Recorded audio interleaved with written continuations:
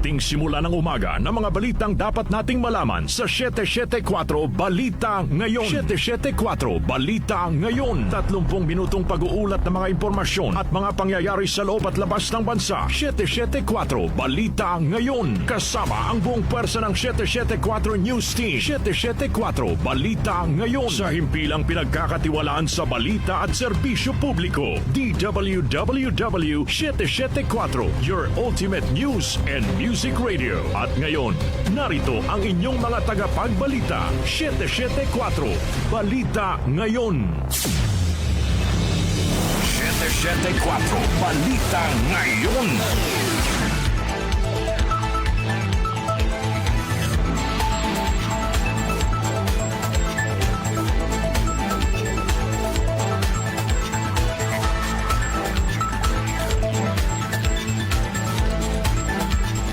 Magandang umaga, Luzon, Visayas at Mindanao. Ngayon po ay araw ng Miyerkules, April 1, 2026. Narito na ang 774 Balita Ngayon. 774 Balita Ngayon. At sa ating pong mga headlines. Petron nagpatupad ng 20 pesos na pagtaas sa kada kilo ng LPG. Toll sa bagong bukas na expressway sa norte, libre hanggang Disyembre. Pilipinas may kipag-usap sa Iran para sa ligtas na pagdaan sa Strait of Hormuz ng mga barkong may dalang supply ng langis sa bansa. 50 pesos per kilo na rice cap sa imported rice, aprobado na ni Pangulong Ferdinand Marcos Jr. Pangulong Ferdinand Marcos Jr. nag-deploy ng mga pulis sa Tinambak, Camarines Sur kasunod ng liham ng isang bata na naglantad ng umano'y pang-aabuso sa kanilang komunidad. Paggamit ng local names sa higit 100 anyong dagat sa Kalayaan Island Group, iniutos ni Pangulong Ferdinand Marcos Jr. Metro News subsidiya sa mga jeepney drivers sa Maynila, itinaas ni Manila Mayor Isko Moreno. Sa atin naman balitang S&T Real-Time Forest Alert System inilunsad sa Pilipinas. National News, mga labi na nahukay sa isang simbahan sa the Netherlands. Posibleng ang nawawalang labi ng French musketeer na si The Artagnan. Sa atin namang music trivia ngayong petsa, pumanaw ang American singer-songwriter and musician at tinaguri ang Prince of Motown. Sino siya? Alamin! Balitang kakaiba, content creator sa Brazil, inaresto makaraang magpanggap na nakidnap para makakuha ng atensyon online. Ang ating po oras, 6:40 ng umaga. Kami po ang iyong tagapagbalita, Darlene Olanyo. At ako naman si Albert Antibo. Narito naman ang detalye ng mga balita. 774 Balita Ngayon.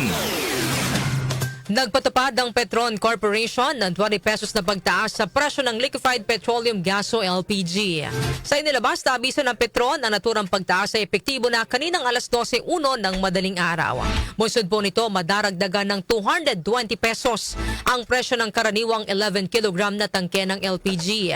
Ayon sa kumpanya, ang pagtaas ay sumasalamin sa international contract price ng LPG para sa buwan ng Abril. Batay naman sa datos sa Department of Energy, hanggang noong Marso, pumapalo na sa 818 pesos and 62 centavos hanggang 1,128 pesos and 62 centavos ang presyo ng tangke ng LPG. Una nang nagbabala ang LPG Marketers Association na maaaring umabot ng hanggang 1,500 pesos ang presyo ng isang tangke ng LPG ngayong Abril, dulot ng pagtaas ng shipping cost dahil sa limitadong access sa Strait of Hormuz.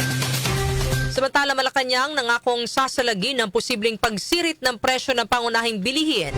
Detalye po ihahatid ni Chanel Salazar.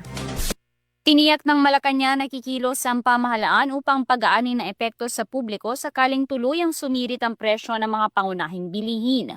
Ayon kay Palace Press Officer Claire Castro, patuloy na pinaghahandaan ng gobyerno ang posibleng pagtaas ng presyo sa gitna ng tumitinding tensyon sa Middle East. Sa gitna ito ng mga pangamba na mararamdaman ng taas presyo pagsapit ng kalagitnaan ng Abril, lalo't hanggang April 16 lamang ang pangako ng manufacturers na hindi magtaas ng presyo. Sinabi ni Castro na tuloy-tuloy naman ang pakikipag-ugnayan ng Department of Trade and Industry sa mga manufacturers upang mapigilan ang pagtaas hanggat maaari. Pero kung hindi anya ito may iwasan, siniguro ng palasyo na magpapatupad sila ng hakbang para hindi mabigatan ang publiko. Ako si Chanel Salazar ng DWWW 774, your ultimate music, radio. Mas Chanel Salazar. 774 Balita Ngayon. Samantala, libreng magagamit ng mga motorista ang Central Luzon Link Expressway o CELEX hanggang Disyembre. Ayon kay Pangulong Ferdinand Marcos Jr., sa libreng toll, mas maraming sasakyan ang makakadaan na magpapabilis sa daloy ng transportasyon at magpapababa sa gastos sa biyahe. Dahil dito inaasahang mababawasan ang konsumo sa gasolina at krudo na direktang makatutulong para hindi tumaas ang presyo ng mga bilihin. Ay siguro hanggang Disyembre ay toll-free ito. Kaya libre muna. Kaya pwede nang dumaan ng mga iba't ibang truck para pwede na silang marelebo natin pati ang traffic sa MacArthur. Para yun, ulit, bibilis. Basta't bumilis ang biyahe, nababawasan ang bayad sa konsumo at yung produkto na dinadala ng ating mga truck. Dagdag pa ng Pangulo, malaki ang epekto nito sa agrikultura, lalo na sa Nueva Ecija na kilalang rice granary ng bansa. Sa mas mabilis at mas murang transportasyon, bababa ang gastos sa pagdadala ng ani tulad ng palay na makatutulong para mapanatiling abot kaya ang presyo ng bigas sa merkado. Ito ay makakatulong bawasan ang transport cost at sa ganun, sa pagbawas ng transport cost ay mananatili ang presyo ng bigas dahil dito nakita naman bagong tanim ang ating mga palay. Kaya malaking bagay yung kahit na 4 na kilometro ang ating pinag-uusapan, ang magiging epekto nito ay napakalaki, hindi lamang sa pagbawas sa oras ng biyahe, hindi lamang sa pagbawas sa konsumo, kundi pati sa pagpapanatili ng presyo ng bigas. Si Pangulong Ferdinand Marcos Jr. PNP tutulong sa LTFRB sa pagmomonitor ng mga pampublikong transportasyon sa illegal na nagtataas ng pasahe. Narito ang report ni Angel Garcia. Angel. Inatasan ni Philippine National Police Chief General Jose Melencio Nartates Jr. mga pulis sa buong bansa na tumulong sa Land Transportation Franchising and Regulatory Board sa pagbabantay sa mga transport company na hinihinalang naniningil ng iligal na dagdag pasahe. Ayon kay Nartates, mandato ng pulisya na pangalagaan ang kapakanan ng mga commuters at tiyaking nasusunod ang mga umiiral na batas at regulasyon, lalo na sa gitna ng krisis sa presyo ng langis. Hinihimok din ni Nartates sa publiko na isumbong ang mga transport firm na sangkot sa iligal na taas pasahe at iginiit na hindi ito dapat palampasin upang hindi natularan ng iba. Nauna na nagbabala ang Department of Transportation na maring maharap sa show cause order at posibleng suspensyon ng prangkisa ang mga lalabag. Para masiguro ang pagsunod, nag-deploy na ang PNP ng mga tauhan sa mga terminal at transport hubs at pinalakas ang kanilang hotlines at complaint channel kabilang ng social media platform. Dagdag pa ng PNP, paigtingin pa ang koordinasyon nito sa mga ahensya ng transportasyon sa pamamagitan ng joint inspection at random checkpoint sa mga susunod na araw. Angel Garcia ng DWWW 774, your ultimate music radio. Maraming salamat, Angel Garcia. 774 Balita Ngayon. Inatasan ni Pangulong Ferdinand Marcos Jr. ang Department of Foreign Affairs o DFA na makipag-usap sa Iran upang matiyakang ligtas sa pagdaan sa Strait of Hormuz ng mga barkong may dalang langis at supply papuntang Pilipinas. Ayon kay Palace Press Officer Claire Castro, direktang makikipagpulong si DFA Secretary Teresa Lazaro sa Iranian Ambassador ngayong linggo o sa susunod na linggo bilang bahagi ng diplomatic effort ng dalawang bansa at siguraduhing tuloy-tuloy ang dating ng supply ng langis sa Pilipinas. Yan po ay ipinag-utos na po ng Pangulo kay Secretary Tez Lazaro at ayon po kay Secretary Tez Lazaro ng DFA, makikipag-usap po siya sa ambassador ng Iran most probably po ay tomorrow. Kung hindi man po magkakaroon ng schedule tomorrow, by next week po. Nakatuon ng hakbang sa pag-secure ng safe passage para sa mga barkong papunta ng Pilipinas, lalo na sa gitna ng paghigpit ng Iran sa mga sasakyang pandagat na dumaraan sa nasabing ruta. Sa kasalukuyan, pinapayagan lamang ng Iran ang mga non-hostile na barko na makadaan basta't may koordinasyon sa kanilang otoridad. Dahil dito mahalaga ang direktang ugnayan ng Pilipinas sa Iran upang matiyak na hindi maantala ang supply ng langis at iba pang pangunahing pangangailangan ng bansa. Binigyan din na Malacanang na nananatiling maayos ang relasyon ng Pilipinas at Iran na isang susi para mabigyan ng ligtas sa daanan ang mga barkong patungo sa bansa. 774 Balita Ngayon. Alas 6:48 na po ng umaga. Sa pagpapatuloy ng ating balitaan, inaprubahan na ni Pangulong Ferdinand Marcos Jr. ang pagpapatupad ng 50 pesos kada kilo ng kada kilo na price cap sa imported na well-milled rice. Bilang hakbang po ito para mapababa ang presyo ng bigas sa merkado at maprotektahan ang mga mamimili. Ayon sa Pangulo, ilalabas na sa lalong madaling panahon ng executive order para formal na maipatupad ang naturang price cap. Kasabay nito, magbibigay ang pamahalaan ng 2,325 pesos na tulong o tulong pinansyal sa mahigit 4 na milyong benepisyaryo ngayong Abril sa ilalim ng Presidential Assistance to Farmers, Fisherfolk and Families. May nakalaan din fuel subsidy para sa mahigit 40,000 na magsasaka, kabilang ang pamamahagi ng fuel cards at vouchers upang makatulong sa kanilang gastusin sa produksyon. Sa ngayon, tiniyak ng Pangulo na ang presyo ng basic necessities at prime commodities, kabilang ang bigas, ay nananatiling nasa suggested retail price o SRP habang inaayos ang implementasyon ng price cap. Nagrekomenda ng National Price Coordinating Council na price cap na 50 pesos bawat kilo sa imported na well-milled rice. At ilalabas natin ang executive order para maipatupad na ito sa lalong madaling panahon. Pinalalawak din ang 20 peso rice program.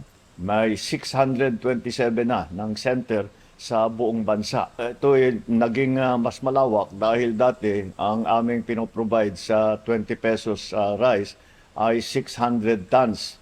Ay ngayon umakyat na sa 2,000 tons dahil tumaas ang demand. Meron ding dadating na tulong galing sa Presidential Assistance to Farmers, Fisherfolk and Families. Mahigit 4 na milyong benepisyaryo ang makakatanggap ng 2,325 pesos bawat isa sa Abril.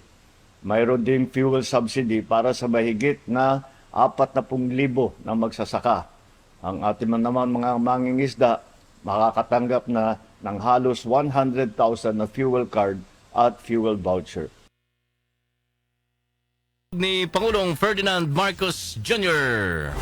774 Balita Ngayon. Agarang umaksyon si Pangulong Ferdinand Marcos Jr. matapos mabasa ang liham ng isang 11 taong gulang na batang babae na naglalahad ng umano'y matinding pang-abuso sa kanilang komunidad sa barangay Calooco, Tinambak, Camarines Sur.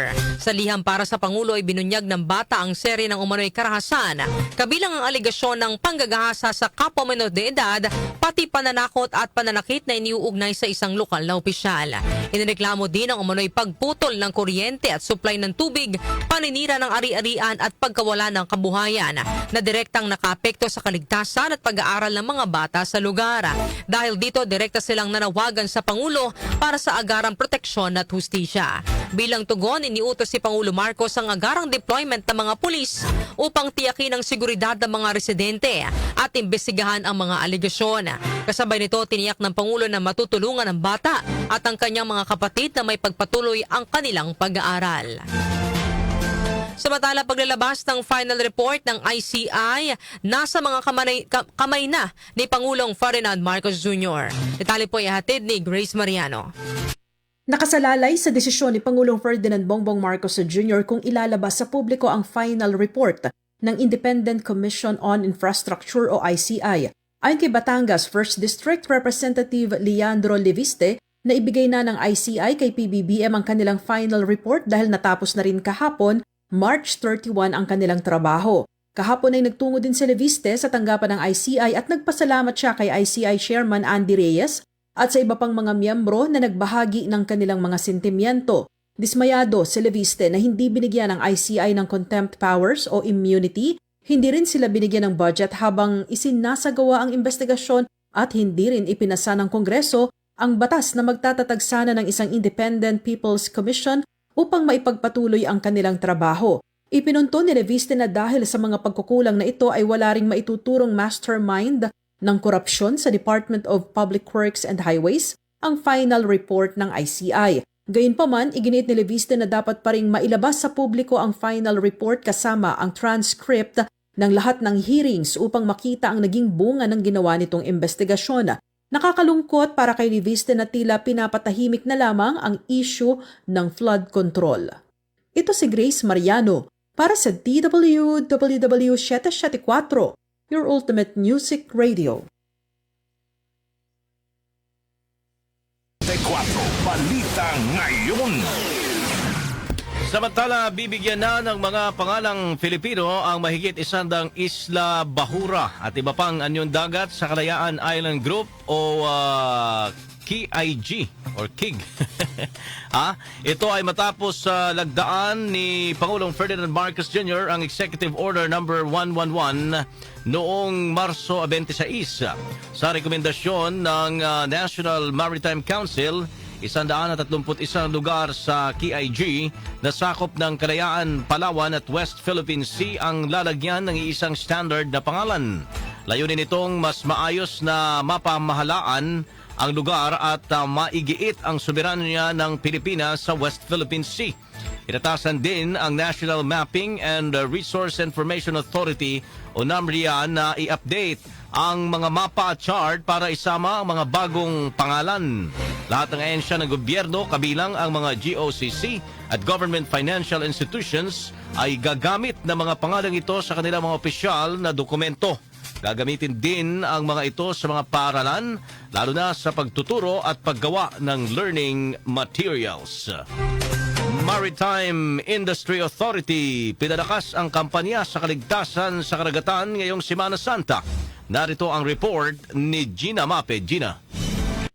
Ngayong Semana Santa, higit na pinalakas ng Maritime Industry Authority o Marina ang kampanya para sa kaligtasan ng mga pasaherong maglalakbay sa karagatan. Sa tulong-tulong sa ligtas biyaheng dagat, iginiit ng Marina na patuloy na pinaigting ang mga hakbang upang matiyak ang kaligtasan ng mga pasahero at tripulante sa karagatan, lalo na ngayong Lenten season. Sinabi ni Marina Administrator Sonia Malaluan na isinasagwa ng ahensya ang nationwide validation inspection upang tiyakin ang pagsunod ng mga bangka at barko sa itinakdang safety requirements. Ayon kay Malaluan, layunin nito na masigurong kumpleto at maayos ang mga kagamitang pangkaligtasan bago payagang maglayag ang mga sasakyang pandagat. Bukod rito, ipinatutupad rin anya ng Marina ang Ligtas Biyaheng Dagat Program na kinabibilangan ng mga information at awareness caravan sa pakikipagtulungan sa mga lokal na pamahalaan sa mga coastal community. Paliwanag ni Malaluan na sa pamamagitan nito, binibigyan ng sapat na kaalaman ang mga pasahero hinggil sa tamang pagsakay at mga dapat tandaan sa loob ng barko. Hindi lang anya basta sumasakay ang mga pasahero, kundi mahalagang malaman nila kung saan matatagpuan ang life vest at exits upang maging handa sa anumang emergency. Sa huli, muling iginiit ng Marina na ang kaligtasan sa dagat ay hindi lamang responsibilidad ng gobyerno, kundi ng lahat, kabilang ang mga ship owner, tripulante at mga pasahero. Ako si Gina Mape ng DWWW 774, your ultimate music radio. 74 Balita Ngayon. Ang ating po oras, 4 na minuto bago mag alas 7 ng umaga. Kami pa rin po ang inyong tagapagbalita, Darlene Olanyo. At ako naman, si Albert Antivo. 774 Balita Ngayon. Metro News. Metro News. Dinagdagan ni Manila Mayor Isko Moreno ang subsidiya sa mga tsuper ng jeepney na kasali sa libreng sakay program. Mula sa 3,000 pesos na unang ibinigay ng alkalde ay itinaas na ang subsidiya sa 3,500 pesos araw-araw. Ayon kay Moreno, ang karagdagang 500 pesos sa bawat tsuper araw-araw ay direktang sagot ng pamalaang lungsod sa 12 pesos na pagtaas ng halaga ng langis noong Lunes na banta sa kita ng mga driver na kasali sa libreng sakay Sakay Program. Sa unang araw ng libreng sakay, umabot sa mahigit 129,000 na pasahero ang napagsilbihan ng mahigit 1,000 jeep mula sa 6 na distrito na nakilahok sa libreng sakay. Foreign exchange rates. Foreign exchange rates. Narito naman ang update sa ating foreign exchange rates. Muli na namang sumadsad ang halaga ng piso kontra dolyar sa pinakabago nitong all-time low. Sa trading kahapon, nagsara ang palitan ng piso kontra dolyar sa 60 pesos and 74 centavos. Ayon sa mga ekonomista, ang paghina ng piso ay bunsod ng pagtaas sa demand ng dolyar na ginagamit sa pagbili ng petroleum products sa world market sa gitna ng nagpapatuloy na sigalot sa Middle East. Samantala, ang palitan naman ng piso kontra euro ay nasa 69 pesos and 63 centavos habang ang British pound ay nasa 80 pesos and 11 centavos. Ang palitan naman ng piso kontra Saudi Riyal ay nasa 16 pesos and 19 cents habang ang Japanese yen ay nasa 38 centavos. Lotto results. Lotto results. Update naman po muna tayo sa resulta ng Lotto. Iatid po sa atin ni Jonah Bakiran. Jonah! Narito na ang mga lumabas na winning combination sa Ultra Lotto 658 na binola kagabi March 31, 36, 7, 29, 26, 58, at 9. Ang papremyo naman ay aabot sa 75 million pesos. Ang bola naman sa Super Lotto 649 ay ang 22, 42, 18, 28, 8, at 17, kung saan nasa 157,949,154 pesos and 16 centavos ang papremyo. Habang ang bola naman sa Lotto 642 ay ang 16, 22, 3, 30, 36, at 4, kung saan ang jackpot prize ay aabot sa 10 million pesos. Wala namang nakapag-uwi ng nasabing mga papremyo. Ako po si Jonah Bakira na nagsasabing huwag lang umasa sa bola, tumaya sa buhay para maka-jackpot ka ng tagumpay. Maraming salamat, Jonah Bakiran. Science and technology. Science and technology. Sa atin namang balitang S&T Real-Time Forest Alert System inilunsad sa Pilipinas. Detalye hatid ni Rose May Miranda, RM. Nakatakdang palakasin ng Pilipinas ang paglaban nito sa iligal na pagtatroso at pagkasira ng kagubatan kasunod ang paglulunsad sa Near Real-Time Monitoring System sa ilalim ng bagong partnership ng pamahalaan sa Japan. Ang Department of Environment and Natural Resources o DNR at Japan International Cooperation Agency o JICA ay lumagda ng isang kasunduan para sa 4 na taong proyekto na layong mapabuti ang pangangasiwa at pangangalaga sa kagubatan. Makikita sa naturang proyekto ang kakayahan ng Near Real-Time Forest Disturbance Alert System na makadetect ng mga banta tulad ng illegal logging at forest fire habang nangyayari ang mga ito na nagbibigay daan sa mas mabilis na pagresponde ng mga otoridad. Ipinatupad ang mga ito sa mga pangunahing watershed area sa Nueva Vizcaya at Nueva Ecija na mahalaga para sa supply ng tubig at pagbabawas ng panganib na dala ng kalamidad. Inilunsad na nabanggit na inisyatiba habang patuloy na nahaharap ang Pilipinas sa pagkawala ng kagubatan kung saan bumaba sa 24% ang bilang nito sa kasalukuyang panahon mula sa 60% noong 1930s dahil sa forest fire, land conversion, pagtotroso at pagminina. Ang pagkawala ng kagubatan ay nagpapataas ng panganib ng pagbaha, pagguho ng lupa at pagbaba ng water capacity sa mga ilog na direktang nakakaapekto sa mga komunidad. Kaya naman pag-iisahin ng bagong alert system sa umiiral ng Lawin Forest Monitoring System ng pamahalaan para itrack ang mga biodiversity at forest threat. Makikipagtulungan naman ang mga eksperto ng JICA sa mga DNR unit upang pausay ng paggamit ng data, mga field operation at pagpaplano ng polisiya, kabilang na ang mga training program para sa mga kawani nito. Pangalagaan ng kapaligiran para sa magandang kinabukasan. Ako si Rosemary Miranda ng DWWW 774 Ultimate Music Radio. Thank you, Rose May Miranda. Lifestyle News. Lifestyle News. Mga labi na nahukay sa isang simbahan sa the Netherlands, posibleng ang nawawalang labi ng French Musketeer na si D'Artagnan. Detalye po ihatid ni Mika Fajardo. Nahukay sa harap ng altar ng isang simbahan sa Maastricht, the Netherlands ang hinihilalang labi ng kilalang French Musketeer na si Charles de Batz du Castlemore d'Artagnan. Natuklasan ng mga manggagawa ang isang libingan na naglalaman ng mga labi ng tao sa ilalim ng mga tile matapos na gumuho ang bahagi ng sahig ng St. Peter and Paul Church noong Pebrero. Ang simbahan ay dating natukoy bilang isang posibleng himlayan ng musketeer noong ika-17 siglo dahil malapit ito sa kampo ng French Army. Tulad na kanyang fictional counterpart sa nobela ni Alexander Dumas noong 1844 na The Three Musketeers, si D'Artagnan ay nagsilbi sa French Sun King na si Louis XIV at kalaunan ay naging kapitan-tenyente ng mga musketeer. Siya ay nasawi noong French siege sa Maastricht sa Franco-Dutch War noong June 25, 1673 matapos tamaan sa lalamunan ng isang musket ball. Sinabi ni Deacon Josh Falk na may mga karagdagang clues sa pagkakakilanlan ng labi, kabilang ang isang barya na may petsyang 1660 at bahagi ng isang lead bullet na natagpuan sa lugar ng libingan. Ako po si Mika Fajardo ng DWWW 774, Heroes sa Meet Music Radio. Maraming salamat, Mika Fajardo. Music Trivia. Music Trivia. Sa ating namang Music Trivia, pumanaw ang American singer-songwriter and musician at tinaguriang Prince of Motown. Sino siya? Alamin sa Music Trivia ni Kenny Gacosta. Kenny. Blessed Wednesday morning, narito na ang hatid ko sa inyong Music Trivia.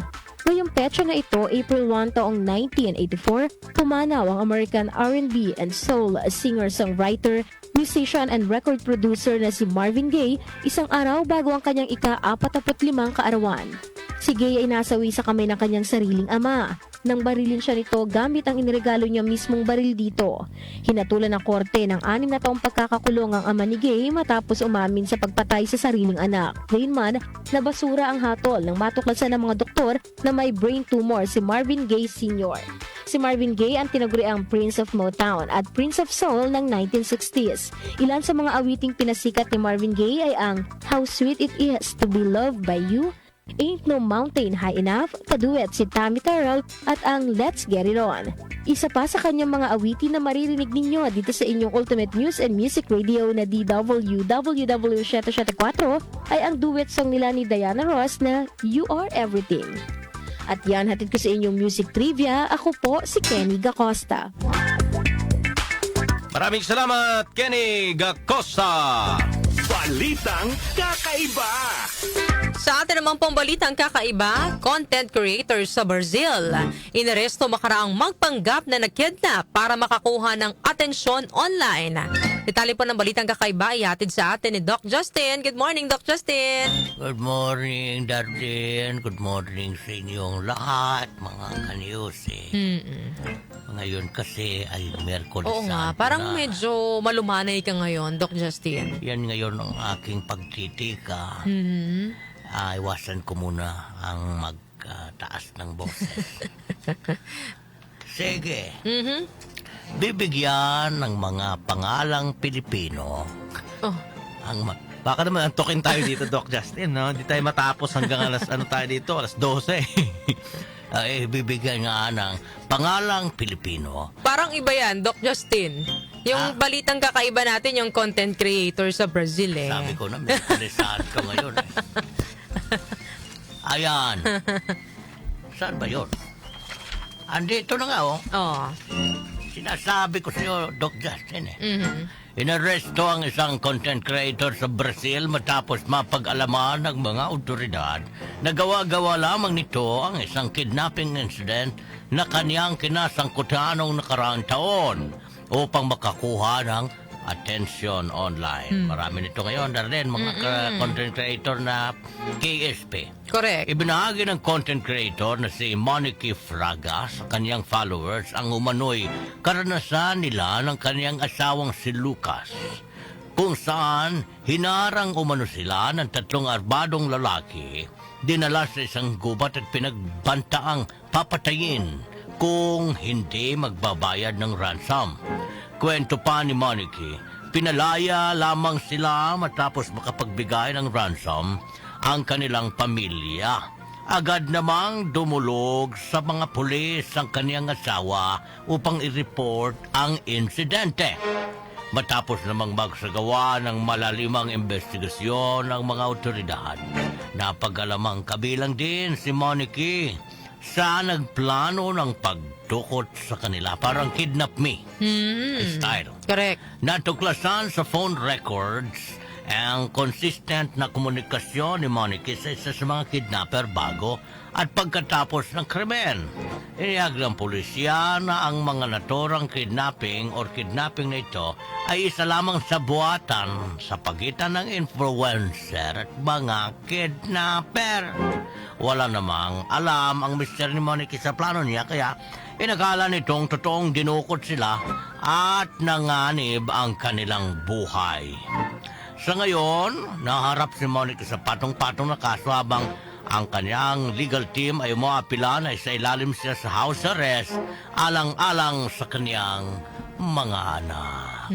So yan, lesson yan, no? Ngayon, timing pa itong balitang kakaiba natin kasi April 1 ngayon, April Fool. Oo, correct. Wag Yan. kayong basta-basta ngayon mag-prank-prank ha. Ibig sabihin, April 1 ay magagawa kayo ng... Makakaligtas kayo na pag halimbawa nakagawa kayo ng mga ganyang biro, sasabihin nyo, Correct. Happy April Fools. Parang hindi eh. Usually, di ba, ang ginagawang biro pagka April 1, April Fools, yung pagtawag sa mga emergency number. Oy, wag yun. Sabihin nyo, may oo. sunog dito. Nako, wag na wag ninyong gagawin yan. Ha? Walang... Yung mga prank call, wag po yan. Bomb joke. Oo. Dyan sa mga airport. Sabihin mo, April Fools ngayon. Kahit Nako, sa mall, April yung mga pampublikong Fools. lugar, wag ka magbabam joke. Huwag no? kang magpabam joke Oo. dyan. Ano pa yung umorder ka sa mga online sellers? Oo. Prank order sa mga delivery riders. Ano? Kumbaga, maawa kayo doon sa tao na Correct. maapektuhan. Oo. Huwag nating i-normalize yung katarantaduhan sa araw ng April 1 na yan. Para lang sa views, no, Doc Miyerkules Justin. na Miyerkules. Ato, pinapasermo ninyo ako. Okay. Relax Sige lang. na. Paalala lang yan sa kanila. Yun pa lang aking pagtitig. Oo. Di ba sabi mo malumanay ka ngayong araw? Patawad po, Panginoon, sa aking pagkakasala. Mag-umpisal na ako. Yan ating balitang kakaiba ngayong araw na ito. Ako si Doc Justin, just out na ko. Thank you! Maraming salamat, Doc Justin, sa ating balitang kakaiba. At dahil nabanggit na rin naman, Albert, ni Doc Justin yung paghingi ng tawad, no? May kinalaman dyan yung ating topic ngayong araw po ng Wednesday. Miyerkules Santo na po.